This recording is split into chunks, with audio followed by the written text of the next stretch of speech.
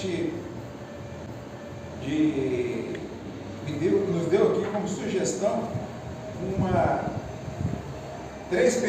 duas perguntas, na verdade, da quarta parte do Livro dos Espíritos. Eu posso mexer ou não? Fica à vontade, Renato. Pode ficar à vontade. Mas ela nos colocou aqui na quarta parte do Livro dos Espíritos, a 937, 938, e ela tem uma subpergunta, 938A, família. Não é? O assunto aí é a família. Mas primeiro, esse livro nosso aqui é importantíssimo, né, gente? O Livro dos Espíritos. Nós sabemos que ele tem 4 partes. É muito normal a gente estudar um pouquinho, estudar a primeira parte, que fala sobre as causas primeiras, né?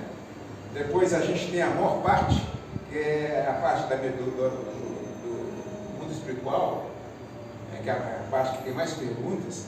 A terceira parte são as leis morais. E a quarta parte, que está o nosso assunto aqui hoje, são recompensas e consolações. E é uma parte que dificilmente a gente estuda isso nas casas do Espírito Marcelo. Quando eu peguei com essas duas perguntas, meu Deus, que coisa interessante. Geralmente a gente fica nas 3 primeiras partes. E olha só o título aqui para a gente: Decepções, ingratidão, afeições destruídas. E Kardec ele faz 3 perguntas aqui e a espiritualidade responde. A pergunta primeira aqui para a gente: as decepções que se originam da ingratidão e da fragilidade dos laços de família não constituem também para o homem de coração uma fonte de amarguras? Forte, né? Mas antes de eu não vou ver a resposta dos espíritos, não. Eu queria com vocês primeiro dar uma voltada a Belo Horizonte, 1973. Vamos lá. Eu estava por lá, foi naquela época. Apareceu um livro lá, aparece uma pessoa do Espírito Santo, Capixaba, né? Ele foi para Minas, atraído por Chico Xavier. Chico, naquela época, já morava em Uberaba. Mas esse moço, Martins Peralva, sobrinho, alguém já ouviu esse nome aí? Muito. Não é? Ele tem uns livros pequenininhos, gostosos de ler. E no livro dele, Evangelho e Mediunidade, ele fala muito sobre o Evangelho, não é? O Peralva. E mediunidade, Evangelho e Mediunidade, ele fala sobre família, uma classificação. Vocês conhecem essa classificação? Das famílias, feito por Martins Peralva, sobrinho, na década de 70, lá nas Belo Horizonte. E vamos lá para essa classificação, para a gente entender aqui por que de decepção, não é? As 3 perguntas falam família e decepção, ingratidão. E, infelizmente, nesse tempo de pandemia, então, a coisa parece que ficou terrível, né? Nessa questão aí, esses laços de famílias rompidos. E o Martins Peralva, sobrinho, ele classifica as famílias nossas em 5 tipos. Tá?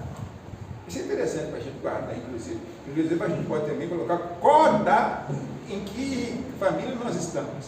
Não é? Acidentais, a primeira. Não é com essa primeira, com a letra A, não. É? Acidentais, aí no caso, em virtude do nosso livre-arbítrio, nós todos, gente, fazemos um planejamento antes de vir para cá. Não é? É bom a gente lembrar disso. O planejamento, ele é feito, poucas pessoas fazem esse planejamento sozinhos. Esse planejamento é feito com o concurso de amigos espirituais nossos, né, que nos acompanham, que velam por nós. Então eles se reúnem, examinam o nosso passado, que geralmente não é bom, eu falo por mim, e faz um planejamento. O que é que a gente vai fazer aqui? Faz um planejamento, mas existe só um pequeno pormenor, existe o livre-arbítrio. Esse livre-arbítrio, eu não sei, vocês acham que isso é bom ou acham que isso é ruim? Não é para a gente pensar um pouco, não é? No geral é bom, é lógico, criado por Deus, não é? Mas realmente o livre-arbítrio, muitas vezes, ele até nos atrapalha um pouco. A gente chegou aqui então, fizemos um planejamento, vamos nascer em tal lugar, né? Vamos ter uma tal família, isso tudo é planejado. E chegamos aqui e resolvemos mudar tudo. Inclusive esses acontecimentos mais importantes da nossa vida. Quais são os acontecimentos mais importantes? São o que nós planejamos com família, com quem a gente vai casar, não é? Profissão que a gente vai seguir. Isso é planejado lá. Mas chegou aqui, a pessoa resolveu, não quero nada disso. E aí essa pessoa monta uma família diferente daquela que foi planejada no mundo espiritual. Acontece isso. Então são as chamadas famílias acidentais. São muitas? Provavelmente não. Sabem por quê? É interessante isso. Quando a gente segue o planejamento que foi feito, as coisas fluem. Quando você não segue, não é? As coisas fluem com mais dificuldade. Ou seja, é por isso, inclusive, né, nos dá aí para a gente observar que as famílias acidentais existem, mas não são tantas. O segundo tipo, não. O segundo tipo é a coisa mais forte, provacional. O nome já assusta, né? Inclusive, às vezes, provacional fica até pouco. Acho que o Peralva, acho que ela até quis prever um pouco, que muitas famílias, na verdade, são expiatórias. Estou assustando? Mas as provacionais, o que são, gente? São aquelas famílias que foram planejadas na espiritualidade, tá certo? E aí foram colocados alguns dispositivos que a gente não tem nem facilidade de falar. Por exemplo, duas pessoas que já se conviveram no passado e tiveram arestas, mágoas, ressentimentos. E mágoa, ressentimento e dificulta a nossa evolução. Aí, então, às vezes, uma encarnação é feita para que essas duas pessoas se afinizem e se ajustem, não é? E aí é feito o planejamento e essas pessoas são colocadas numa situação que em uma hora elas vão se encontrar. E aí surge naquele momento, surge aquele amor à primeira vista. Fantástico! Né? Quando eu voltar, eu quero até ver como é que funciona isso aqui, em detalhes. Para ver assim, o que dispositivo existe, né? Que faz com que duas pessoas, que quando elas se veem, é algo assim que é uma avalanche forte. E as pessoas, minha cara metade. E aí se consorciam. Vem o dia a dia. Não é? Vem o dia a dia. E aí no dia a dia as pessoas vão se mostrando. Vai ter uns choques e essas famílias, o casal, muitas vezes depois que já tem filhos, não é? Eles aí vivem em uma situação de litígio. Isso é comum, gente? Não é? Isso é muito comum. Na verdade, se a gente for fazer uma coisa de proporção, as maiores famílias são assim. São resgates de débitos do passado. E essas pessoas se consorciam, vem nascendo os filhos, e às vezes a situação fica assim, realmente, vai ficando sempre mais pesada. Há uns 20, 30 anos atrás, era mais difícil haver a separação. Na década de 50, eu nasci em Pedro Leopoldo, mas meu pai trabalhava para o governo, e eu saí de Pedro Leopoldo e fui para Mariana. Mariana foi a primeira cidade de Minas Gerais. Ela antecede Ouro Preto. Cidade, vila. E Mariana, eu lembro, eu tinha o quê? 7, 8 anos, que um casal desquitou. A cidade inteira sabia, não é? A cidade inteira acompanhava. Tanto ele, o marido, o ex-marido e a mulher ficaram extremamente mal vistos. Ninguém mais convidava eles para lá. É o desquitado, é a desquitada, não é? E isso eu lembro disso aqui, que os comentários lá na cidade, né? Eu tinha 7 anos, realmente já ouvia isso lá, eram imensos. E às vezes a gente passava à tarde, a Mariana tinha um coreto, como toda cidade mineira tem um coreto, né? Então a gente via às vezes lá, a família se reunia, a desquitada num canto, sem ninguém chegar perto dela, né? E os filhos também sentiam a base disso. Nos anos 80, apareceu um senador aí, né? Como é que era o nome dele? Carneiro. E aí ele lutou e conseguiu o divórcio. E aí a separação ficou bem mais facilitada. Mas não foi assim tão fácil. Mas atualmente a coisa, você nem precisa mais de procurar um juiz, não é? Você vai num cartório. Eu tenho um filho que tem 3 casamentos já. Você vai no cartório e tem a separação. A separação ela é viável, é assim, porque às vezes fica tão angustioso a família que é melhor você, a família romper mesmo, né? Agora, será que pode acontecer assim, a sua?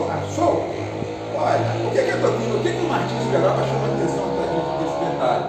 Olha, um casal pode separar sim, mas tem algumas coisas que tem que ser observadas. Primeira coisa, se os dois concordam, não é? E se existir filhos, aí a coisa muda de figura, não é? Ou seja, e isso realmente, de uns anos para cá, deixou de ser observado, não é? Deixou de ser observado. E aí o que acontece é o seguinte, na verdade essa separação que existe nesse caso, conflituosa, muito provavelmente ela é apenas temporária. Por quê? Em algum lugar do futuro esses dois vão ter que se aproximar. E principalmente no que diz respeito aos filhos, não é? Porque já foi muito difícil, mas ainda hoje é difícil. Eu conheço famílias, né, crianças, filhos de pais separados. Eu nunca encontrei um que não tem algum problema. Obviamente que ele não é uma vítima, né, gente? Alguma coisa do passado dele deve ter algo que justifique isso, não é? Mas mesmo assim, as pessoas que causaram essa dificuldade, elas têm um ônus, né, para no futuro ver o resgate. E aí a gente começa já a entender, né, a responsabilidade afetiva, não é? Ou seja, então, quando dá uma separação desse tipo, né, aí a gente já entra no tema, né, e está faltando essa responsabilidade afetiva aí, está faltando pensar aí um pouquinho, principalmente, né? Não é só nas pessoas que são envolvidas, não. Pensar também que isso, tudo que a gente faz, fica arquivado. Uma hora a gente tem que pagar isso. E esses casamentos que às vezes são expiatórios, na verdade, hoje nós estamos vivendo uma situação toda diferente com isso aí, porque as coisas ficaram fáceis demais. O Pelava também, ele fala sobre o terceiro tipo, não é? Casamento sacrificial. Tinha muitos, hoje já tem poucos. Tinha muitos, não é? A gente lembra aí, no passado aí, não muito longe, um casal, e que geralmente era mulher.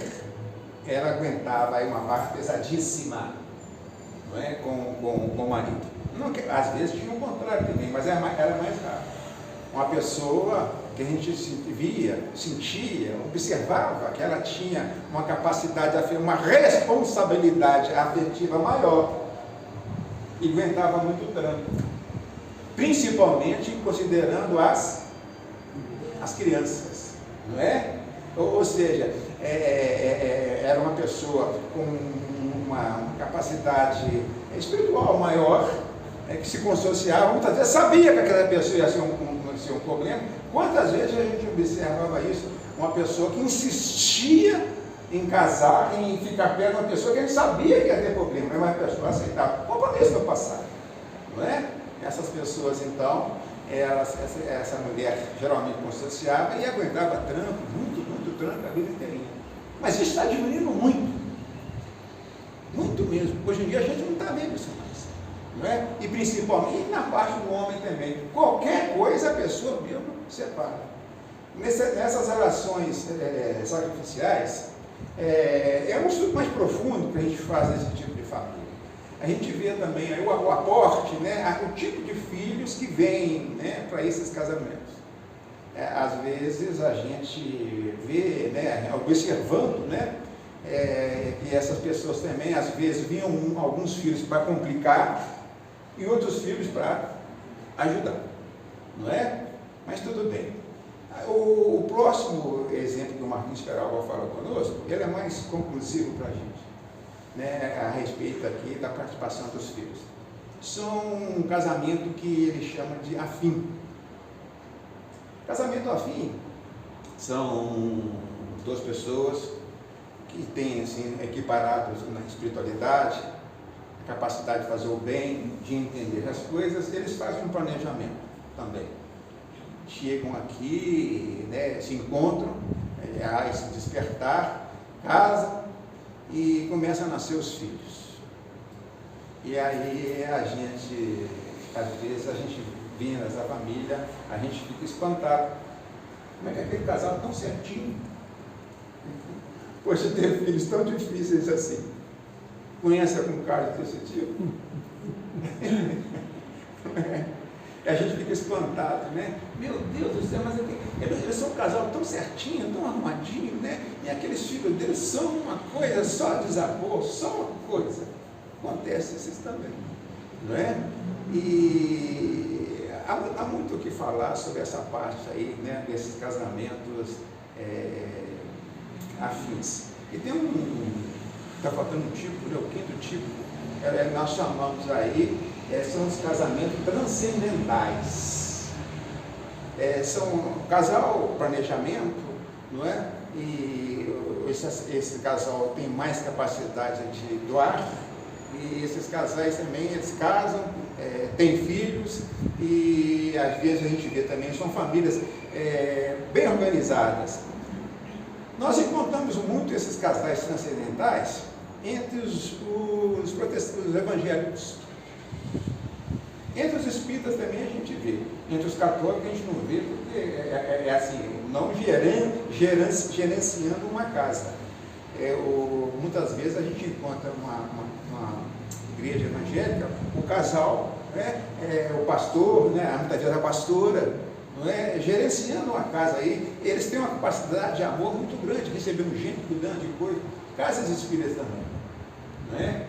Lá no Lago Norte mesmo, nós temos um exemplo lá, que eu gosto até de citar muito, lá no Paulo de Tarso, né? O senhor Elifas, né? E a dona Célia. A dona Célia até retornou, né? Ela retornou para a pátria espiritual aí recentemente. Mas eles constituem aí esse tipo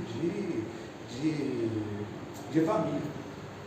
E nesses 5 tipos aí que nós rapidamente falamos, né? Depois vocês vão dar uma olhadinha lá, Marquinhos Peralva, né? Mediunidade de família, esse capítulo que fala lá. E para a gente estudar mais profundidade esse tema. Agora, quando a gente vai dentro da doutrina espírita, né? A doutrina espírita é a chave completa de entendimento do Evangelho. Isso é Kardec. Kardec coloca isso para a gente aí na introdução do Evangelho segundo o Espiritismo.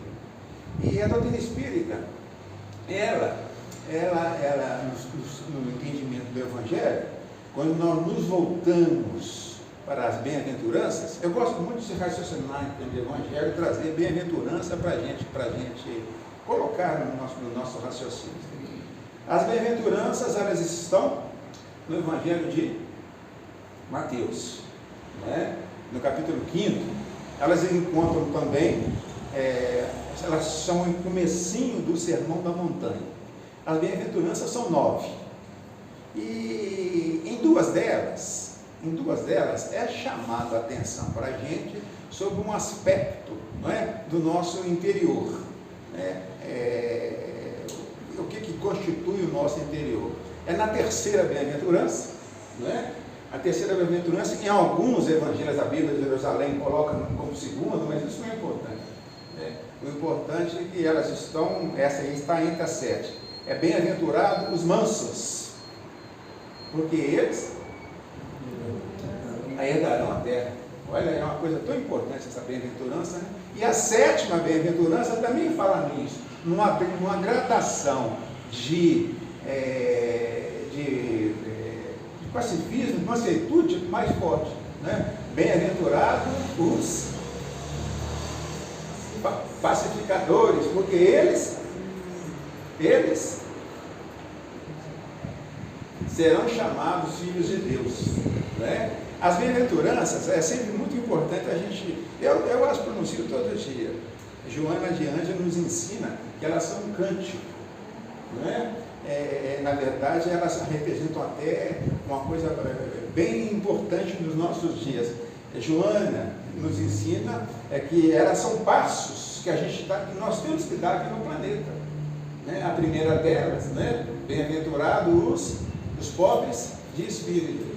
Pobreza de espírito é uma forma de humildade. Kardec, no capítulo 6, ele fala isso conosco. No capítulo 7, ele fala isso conosco. Né? A pobreza de espírito, humildade. A humildade é a virtude mãe, não é? Há uma pessoa que desenvolveu, que conseguiu aí percorrer esses caminhos da humildade, né? Essa pessoa realmente, ela tem uma responsabilidade efetiva bem acendrada. A humildade, primeira bem-aventurança, ela começa com modéstia, depois submissão a Deus. E uma terceira gradação dela, a humildade, ela toma um aspecto aqui, Lacordaire, né, orgulho e humildade, ele fala isso conosco. São algumas pessoas bem perto de Deus, né, que conseguem entender que grande e poderoso somente Deus o é. A segunda bem-aventurança fala sobre, ela fala bem-aventurado, né, os que choram, porque eles serão consolados. Mas e esse chorar? Será que é qualquer chorar? É um chorar muito importante. Esse chorar é diferenciado. O chorar da segunda bem-aventurança é quando a ficha cai. E a gente admite que tudo que acontece conosco é fruto de um ato nosso. Não é? Assumir a responsabilidade pelas coisas que acontecem conosco. Isso não é fácil. Nós espíritas temos um bode expiatório. Qualquer, Marcelo, para as coisas que acontecem conosco. Lei de causa e efeito? Não, a gente fala que é o obsessor. Não é? A gente põe na conta do obsessor. Não é? Isso aqui é um erro tremendo. Se a gente conseguir interiorizar isso, tudo que acontece conosco é fruto de um ato nosso, a nossa vida ela ia ser muito mais tranquila. Não é? Inclusive ela daria margem até para o que fala a bem-aventurança. Não é? Quando você chora porque você reconheceu que as coisas que estão acontecendo na sua vida são fruto de um ato seu, você é consolado. Esse é o verdadeiro consolo. Não é? E é engraçado, e para chegar nessa terceira, a questão de ser manso, né? Você tem que percorrer esses dois passos, porque não está nesses dois passos. Embora o primeiro passo, ele é meio paradoxal. A questão da humildade. A humildade é uma virtude que você pode até ter, mas o dia que você achou que você tem, você acabou de perder. Não é? Me orgulho da minha humildade. Você vê, olha só isso, né? Como é que ela é sutil, não é? Você tem que caminhar. Então é bom a gente ficar na modéstia, não é? Na submissão a Deus, para a gente poder realmente, né? O dia que você vai achar, não, que eu sou muito humilde. Foi. Deixou de ser. Né? Mas é pedido, né? Depois essa questão aí, assumir os erros, e a terceira é a questão, não é, de ser manso.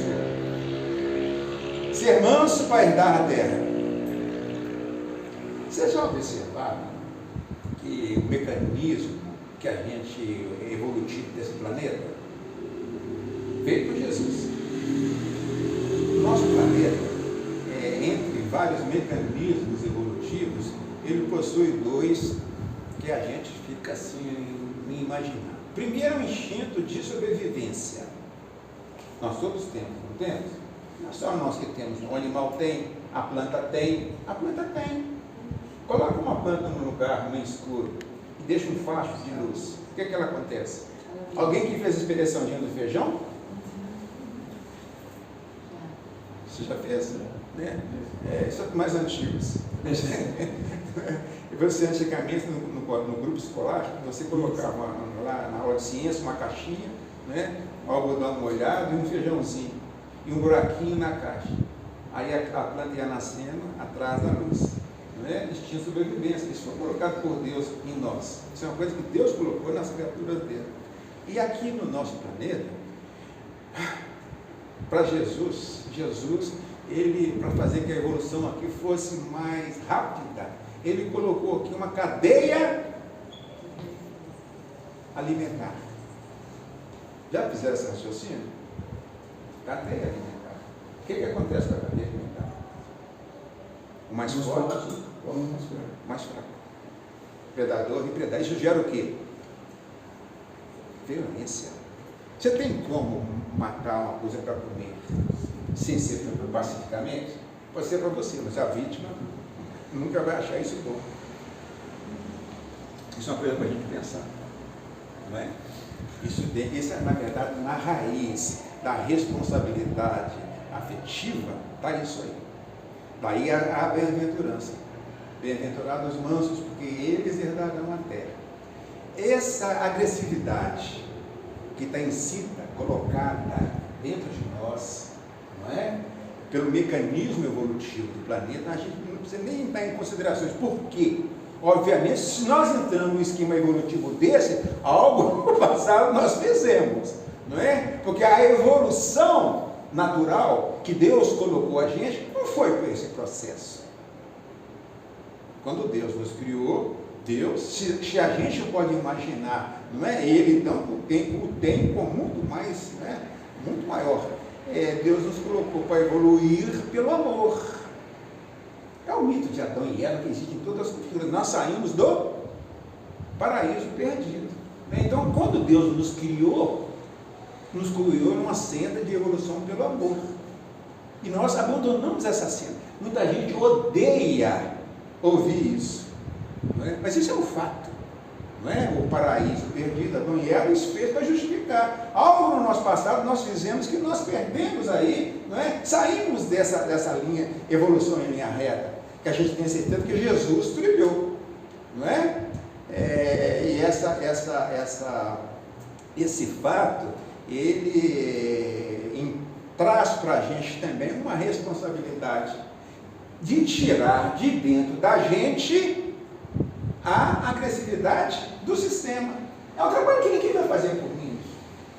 E hoje, atualmente, então, nós estamos pertíssimo do mundo de regeneração, não é? Isso é importante a gente, pelo menos, já saber desse processo e já estarmos aí envidando esforço para esse processo, tirar a agressividade de dentro da gente, não é? E quando nós faltamos aí a responsabilidade afetiva, nós nos afastamos extremamente dessa situação. O que envolve isso aí? Envolve isso aí, inclusive, a permanência no mundo de regeneração que está chegando aí.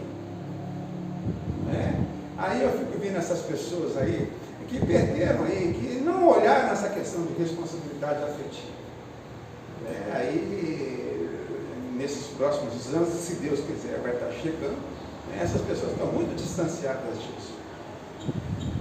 A outra bem-aventurança, né? A quarta, ela também é muito interessante para a gente pensar nela também. É outro passo importante que tem atrás dessa responsabilidade afetiva da gente. bem-aventurados que têm fome, sede de perfeição. Muita gente fala de justiça, mas é um raciocínio meio complicado se colocar justiça aí, porque nós não temos, fome e sede de justiça, é até meio blasfêmio, porque nunca houve no universo uma injustiça. Difícil, né, Marcelo? Isso é verdade. Nunca houve no universo uma injustiça. Não é por quê? Porque senão Deus não seria lá no livro dos Espíritos, na questão lá 13, né? Atributos de Deus. Qual que é o último atributo? Soberanamente justo e bom. Não é? Eterno, não é? Infinito, imutável, imaterial, único, onipotente, onipresente, onisciente, né? Soberanamente justo e bom. Justo e bom. Nunca houve injustiça. Não é? Então essa compreensão aí, que na verdade a fome e sede que nós temos é de perfeição. Nós somos criados, tem Deus dentro da gente. E a gente vive em Deus. Atos dos Apóstolos, versículo 17. O capítulo 17, versículo 28. Nós vivemos em Deus, nós nos movemos em Deus, nós existimos em Deus. E essa fome que a gente tem é de sermos perfeitos. Quem falou isso? Jesus. Aonde? Bem na frente das bem-aventuranças, não é? Lá no versículo 48. Sede perfeitos, como perfeito é o vosso Pai Celestial. Essa sede que nós temos. A quinta bem-aventurança, ela é forte, não é de fácil compreensão, é a questão da misericórdia. Bem-aventurados misericordiosos, porque eles obterão a misericórdia, não é? Misericórdia é realmente uma característica muito importante. A gente pede muito misericórdia. Misericórdia é uma capacidade que nós temos aí de perdoar, não é? Misericórdia é uma capacidade que você tem aí de compreender as pessoas, não é? De melhor e principalmente de não fazer julgamentos. Misericordioso é aquela pessoa que não faz julgamentos, a não ser de si próprio. É interessante isso. Nosso ser, na essência, é uma consciência. Isso é até a física quântica hoje em dia, né? A consciência é a única coisa que é verdade. E a consciência nossa, ela tem 3 atributos. O primeiro atributo, ela reconhece que você existe. Isso é filosófico, né? Cartesius, né? Descartes. Eu penso, logo existo. A outra característica da nossa consciência é Kant, não é? É fazer juízo de valor. Esse juízo de valor que a gente tem que fazer é sobre ações nossas, não é?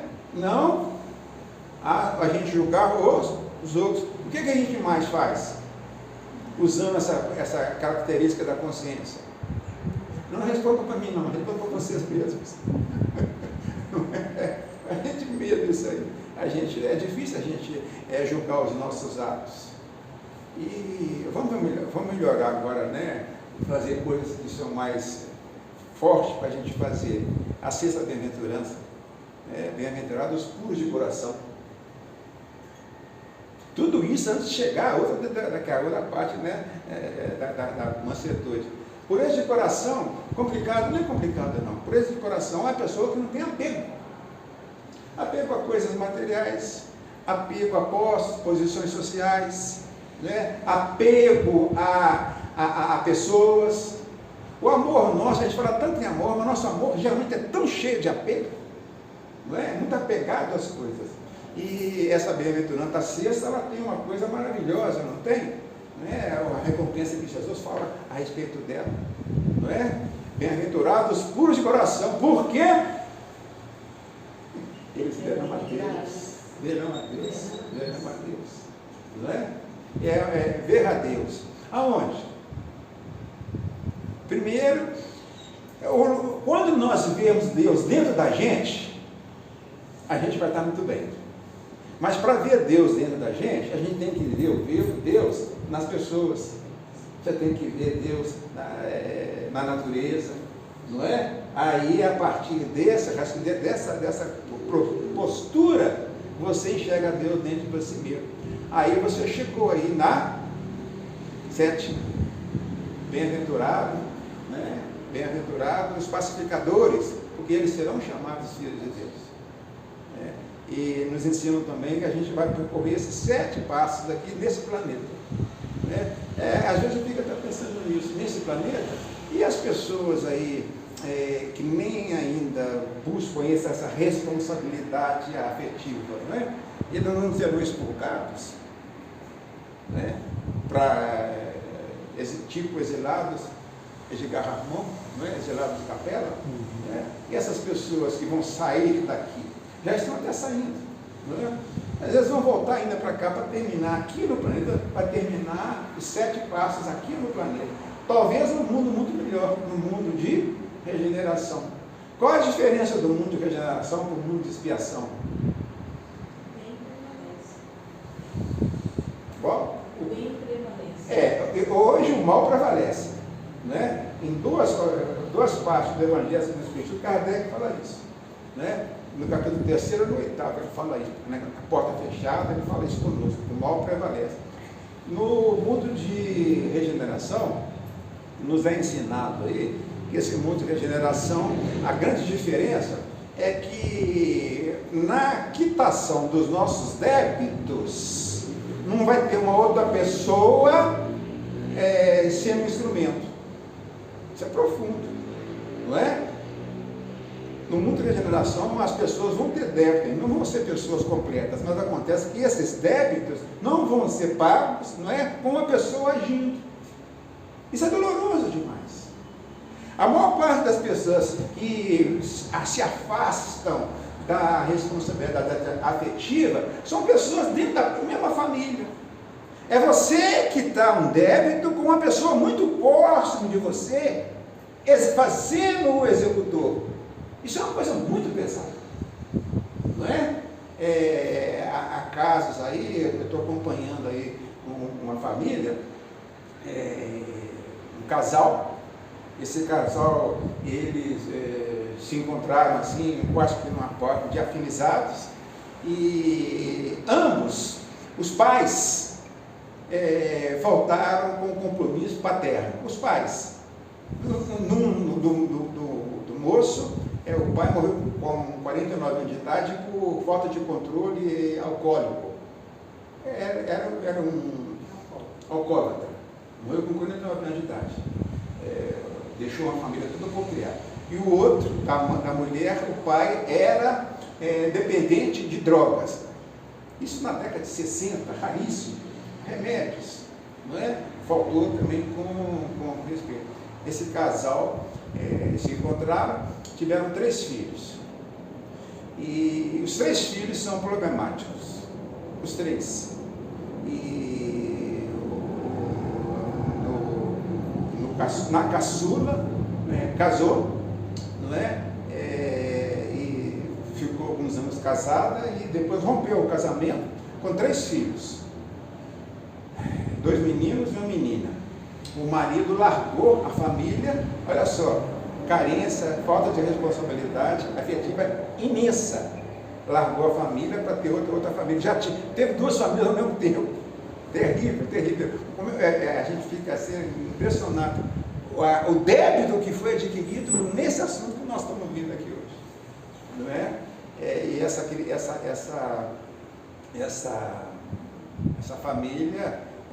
hoje está aí praticamente destroçada. E são posturas também que a gente não pode nem...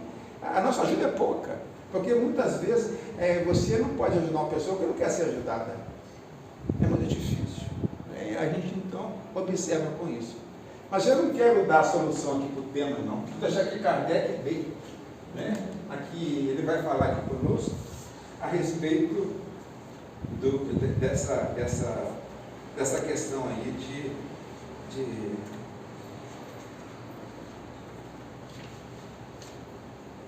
dessa responsabilidade afetiva da pessoa. A questão é a seguinte: na última pergunta, depois de ele falar sobre decepções, né, decepções oriundas da ingratidão, né, que fez com que a pessoa aí perdesse essa responsabilidade. Ele fala aqui, esse pensamento, Kardec faz uma pergunta, esse pensamento, porém, não impede que o seu coração se ulcere, né? Ou seja, uma pessoa que foi vítima de uma ingratidão, foi vítima de alguém, né, que faltou a responsabilidade afetiva. Vocês conhecem alguém que faltou com a responsabilidade afetiva? Hein?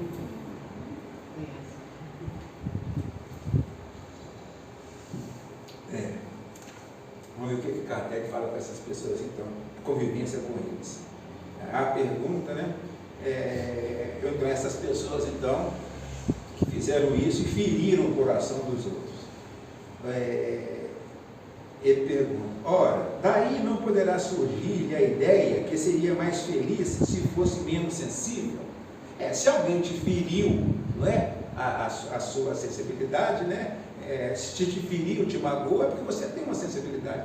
E muitas pessoas, nesse caso, elas buscam ficar insensíveis às coisas. E esse aqui é o tom da questão aqui. Sim, se preferir a felicidade do egoísta. Triste felicidade é essa. Saiba ele, pois, que os amigos ingratos que o abandonam não são dignos de sua amizade e que se enganou a respeito deles. Por isso, não deve lamentá-los. Mais tarde encontrará outros amigos que saberão compreendê-lo melhor. Lastimai-os que procedem com maldade em relação a vós, sem que o mereçais. Pois bem triste lhes será o reverso da moeda. Não vos aflijais com isso. É o meio de vos colocardes acima dele. Kardec aqui colocou uma observação dele, aqui com a resposta do Espírito. A natureza deu ao homem a necessidade de amar e ser amado. Um dos maiores prazeres que lhes são concedidos na terra é o de encontrar corações que simpatizem com o seu. Dá-lhe ela, assim, as primícias da felicidade que lhe está reservada no mundo dos espíritos perfeitos, onde tudo é amor e benevolência. Este prazer é recusado ao egoísta. Pois é isso aí, gente. Esse assunto nosso hoje aqui é muito importante a gente observar, né, inclusive nos nossos atos, né? Quais são as nossas responsabilidades com as pessoas que estão em torno de nós? As nossas responsabilidades afetivas, não é? Principalmente no âmbito da família, nós com os pais, né? Nós com os filhos, e hoje tem até uma derivada também, aconteceu muito, está muito comum, nós com os netos, não é? Porque é uma característica dos nossos tempos. Quantas casas que houve aí por parte de alguém do casal uma irresponsabilidade afetiva e deixaram aí filhos aí para serem criados pelos avós, não é? E essa pergunta de Kardec que eu quis trazer aqui para você, exatamente por isso. Quem vivencia esse problema, né, tem que ter muita parcimônia, até não falar sobre as pessoas que fizeram isso no nosso caso, com os netos nossos, né, para não fazer mais ainda, agravar mais a situação dessas crianças. Responsabilidade afetiva. Eu espero aí que esse mundo de regeneração chegue logo, para que essa coisa que hoje realmente a gente está vendo isso demais, né? Nós estamos vendo isso de todo lado, está tendo esse tipo de coisa aí. Pessoas aí que deixaram, pessoas aí que estão postergando encontros aí de casais.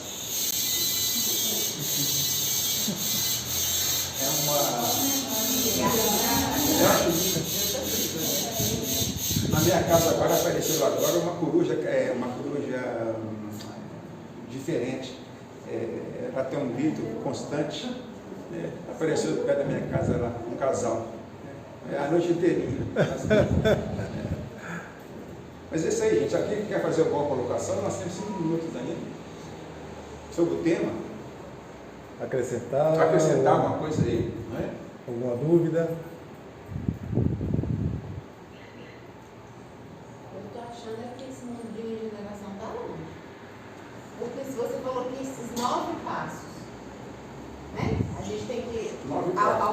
Sete características. A oitava e a nona bem-aventurança. Pode ou não pode acontecer? Pois é, mas aí para a gente chegar, todo mundo junto, lá no mundo de regeneração, todos nós teremos que ter cumprido esses 7. Não. Quando você chega na sétima bem-aventurança, você, filho de Deus, quer dizer que você tem ampla liberdade, você sai do planeta e vai para onde quiser, né? Você não fica mais restrito no planeta Terra. O Filho de Deus é essa pessoa que recebeu a herança, e a nossa herança é o universo. Hoje você está dentro de um corpo físico, você sabe que você não vai levar para lugar nenhum, você tem um perispírito, não é? Que faz com você, uma interface de você com esse mundo.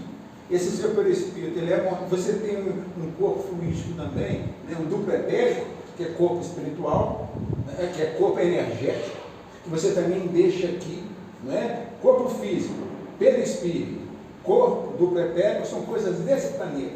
Você tem um corpo chamado um corpo mental, não é? Que é um corpo muito interno nosso, que envolve aí nosso espírito e nossa consciência. Esse corpo mental, você sai com ele do planeta. Quando a pessoa sai do planeta numa viagem aí, dessas viagens aí que a pessoa faz, algumas pessoas fazem, né? Você deixa o corpo físico aqui, o corpo perispiritual e energético no mundo espiritual, e vai de corpo mental.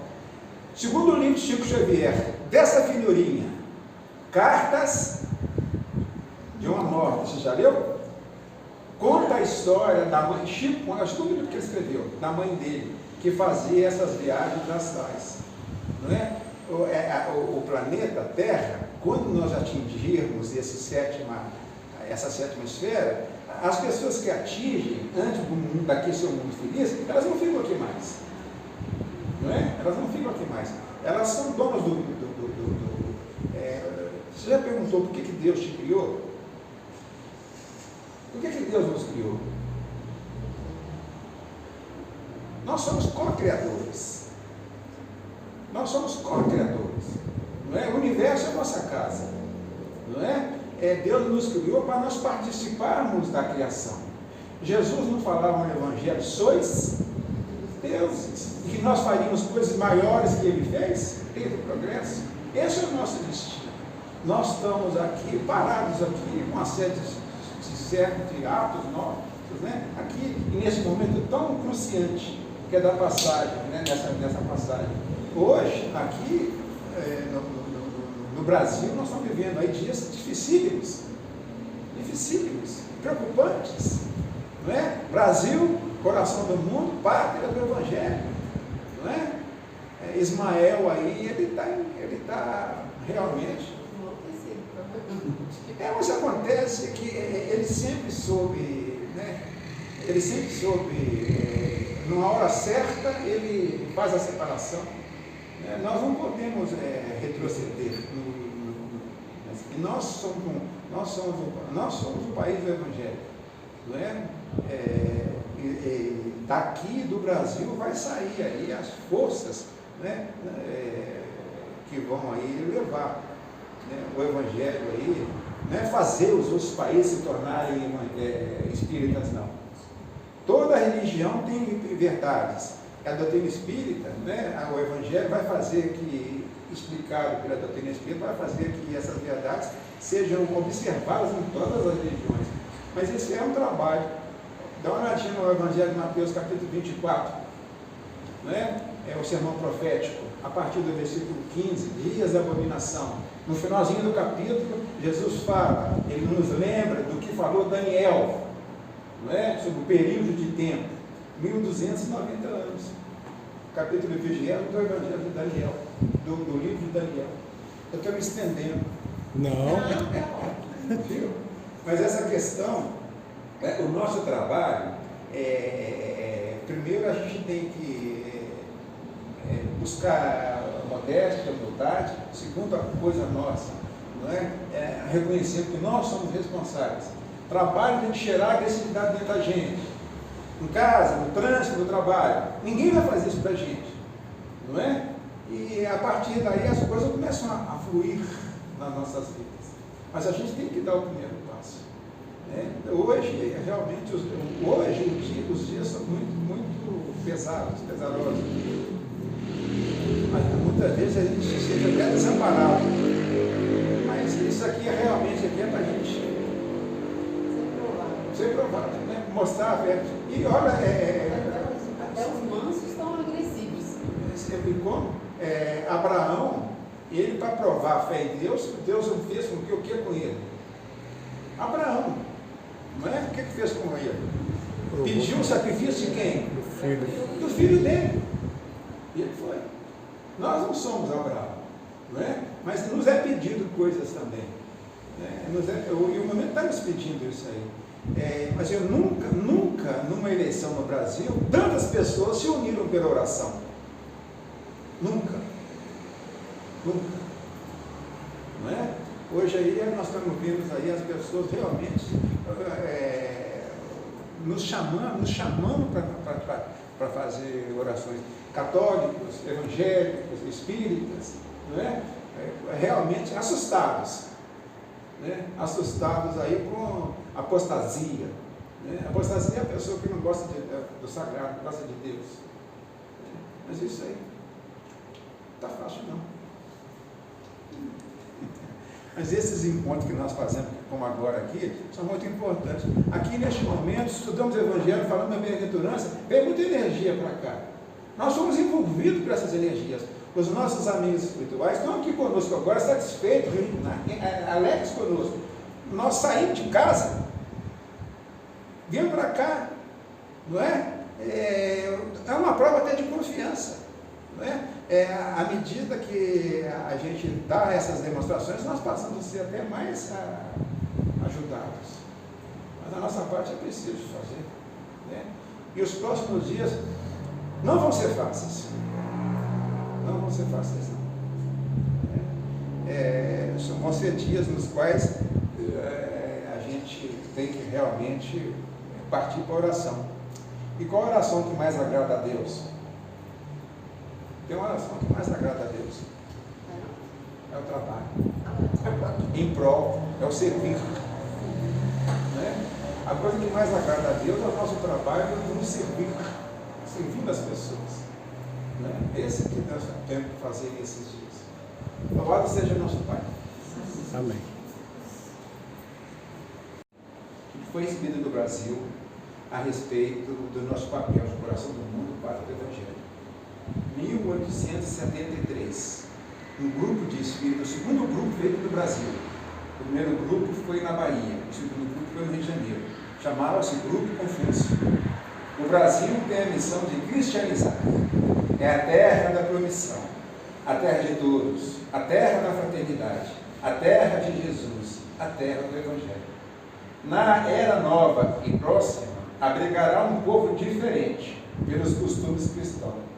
Cumpre ao que ouve os arautos do espaço, que convoca os homens de boa vontade para o preparo da nova era, reconhecer em Jesus, o chefe espiritual, com o Evangelho explicado à luz do Espiritismo, a moral de Jesus, semeada pelos jesuítas e alimentada pelos católicos, atingirá a sua finalidade, que é rejuvenescer os homens velhos, que aqui nascerão, ou para aqui virão, de todos os pontos do globo, cansados de lutas patricidas e sedentos de confraternidade.